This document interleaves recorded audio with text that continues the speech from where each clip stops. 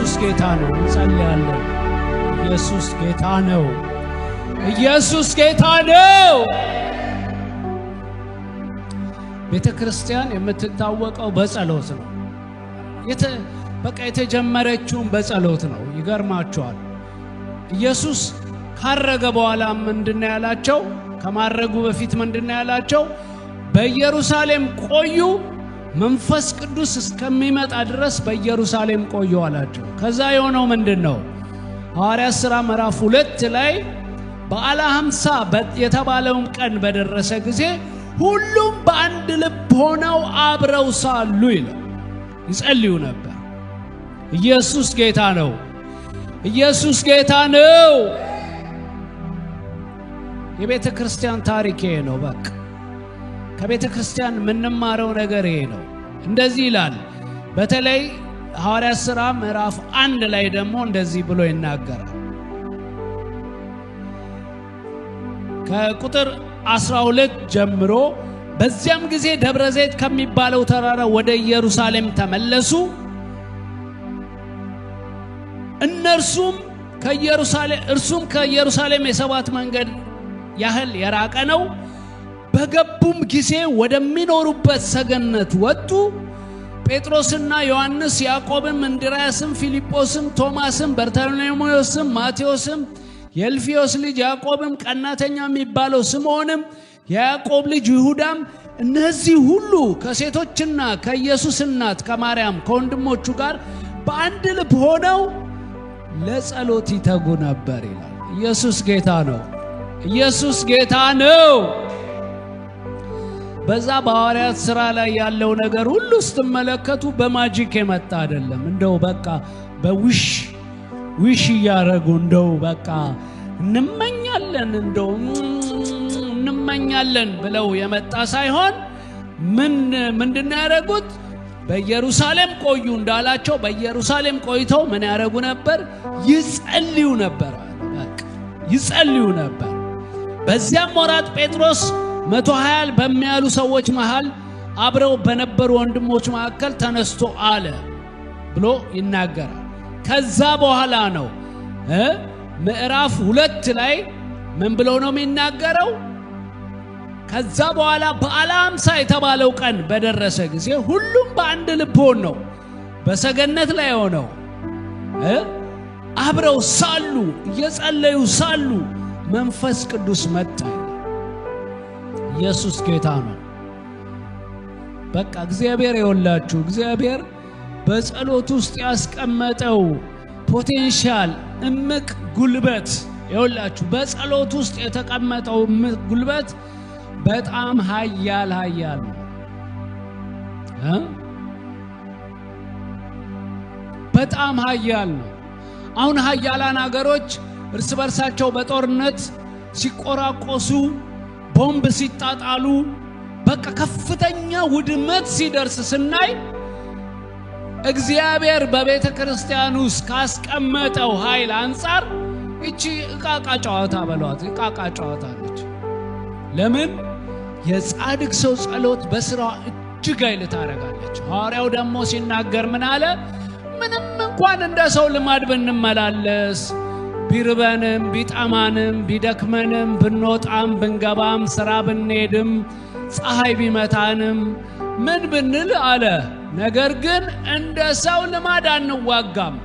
የጦር ዕቃችን ሥጋዊ ነው፣ ምሽግን ለማፍረስ በእግዚአብሔር ፊት ብርቱ ነው ይላል። ኢየሱስ ጌታ ነው። ስለዚህ እንጸልያለን፣ በእግዚአብሔር ፊት እንጸልያለን። በቃ ይመለሳል። 100% ውጤት ያለው ነገር ማለት ጸሎት ነው። በቃ 100% ነው።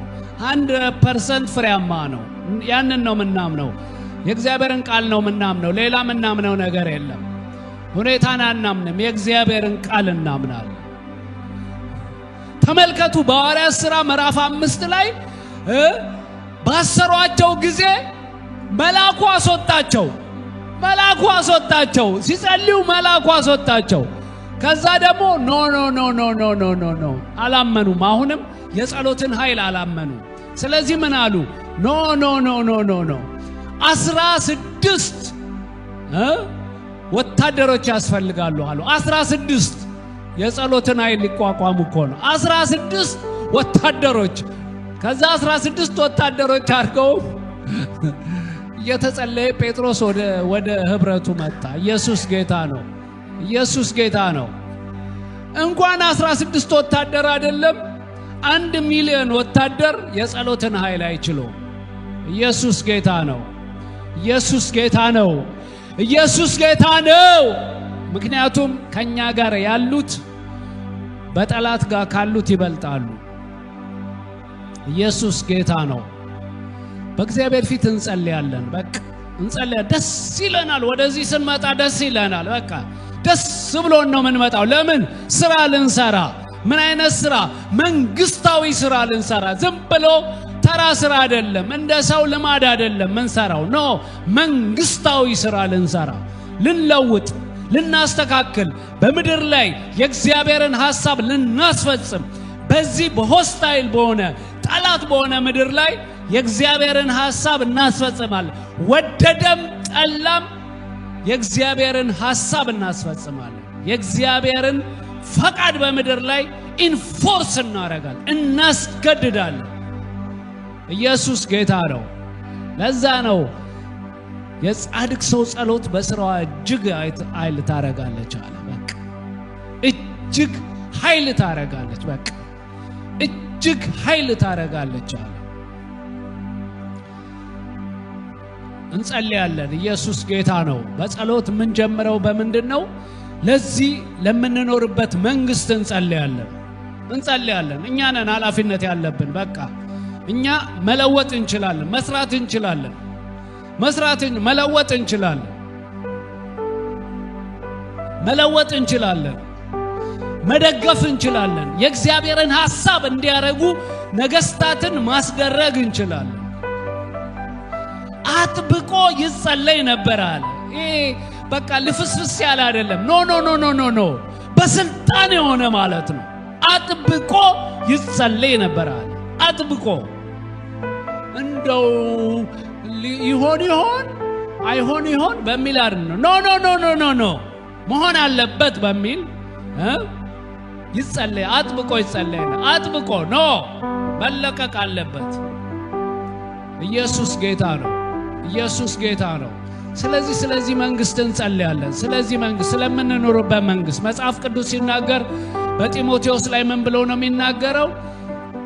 እግዚአብሔርን በመምሰል ጸጥና ዝግ ብለን እንድንኖር ጸሎትና ምልጃ ምስጋናም ስለ ሰዎች ሁሉ፣ ስለ ነገስታት፣ ስለ መኳንንት እንዲደረግ ከሁሉ በፊት እመክራለሁ አለ። በቃ ተመልከቱ፣ በዚህ ጊዜ በዚህ ምድር ላይ ያለነው ለዚህ ዓላማ ነው። አንደኛው ዓላማ በምድር ላይ ያለንበት፣ በዚህ አገር ላይ ያለንበት፣ አላይቭ የሆንበት፣ በሕይወት የቆየንበት አንደኛው ምክንያት ለነገስታትና ለመኳንን ለመጸለይ ነው። በቃ ኢየሱስ ጌታ ነው። እንጸልያለን። በእግዚአብሔር ፊት እንጸልያለን። ስለ ነገስታት፣ ስለ መኳንን፣ ስለ ንጉሱ እንጸልያለን።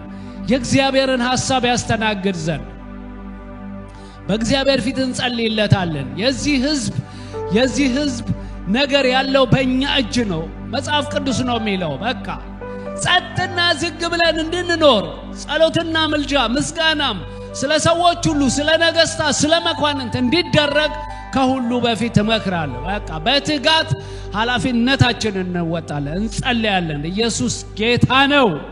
ኢየሱስ ጌታ ነው። እህታችን ሌኒ ወደዚህ ትመጣና ትጸልይልን።